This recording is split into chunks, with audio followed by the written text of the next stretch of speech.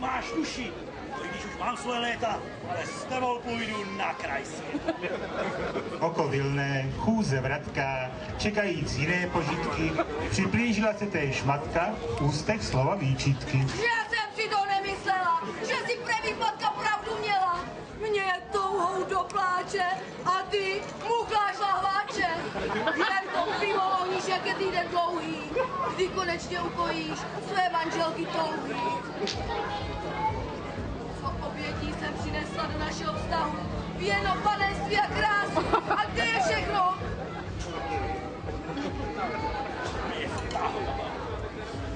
Pamatuj jsem si na mne své oko, teď jsem ještě mladice, žádoucí jsem, nedočkavá, jako piva sklenice. Pamatuj se, muži drahý, nenech lásku padnout ke dnu, co mi na to povíš nyní? Naleju si ještě jednu. Takhle už to nejde dál. Té situace musí nastat nová. Rázná budu. Energická. Jako Ester Kočičková. Co při svatbě si sliboval, to byla jenom šaklam. Že na tebe nezbendíku kolcovinu zavolám. Nevyhrožuj, ženo milá. Nevolej svý kamarádky. Dej si se mnou sklenku piva, poznáš, jak je život sladký. Do pláče přinesí uzený a nějaký lahváče a taky škvarku vem, aspoň půl hrnka, ať babka vyskočí zase jak srnka. Matičko, když já ještě pořád spím, je teprve 11:30. Počkej, až se probudím. Nedávej bláznej myšlenkách průchod, běž, než baba za léky utratí důchod. Připrav se jí do startovní polohy, škvárky a lahváče ji postaví na nohy. Čemu je, matičko, červená suknice? Ta jenom přiláká zvrhlého myslivce.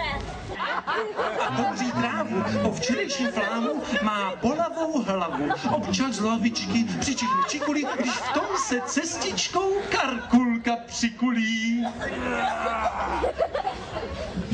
Delíria svého vidím průkaz. Tam vidím přibíhat stranický průkaz. Pozvedne z mechu svou vlčí kebuli a teď zase karkulka oči své vykulí. To bych teda tralala, spíš tu hříbek čekala, ale kde pak? Chybí lávka, na mne tady z mechu čučí zapařená lisohlávka.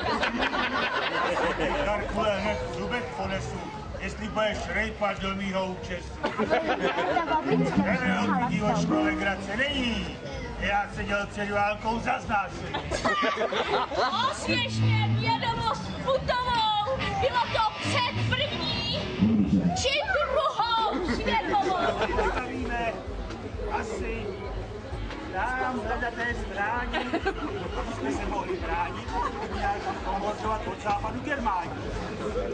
Na východě postavíme taky vyšší kvalitátu, protože se trošku bojím bratrů z ruských stepních spát.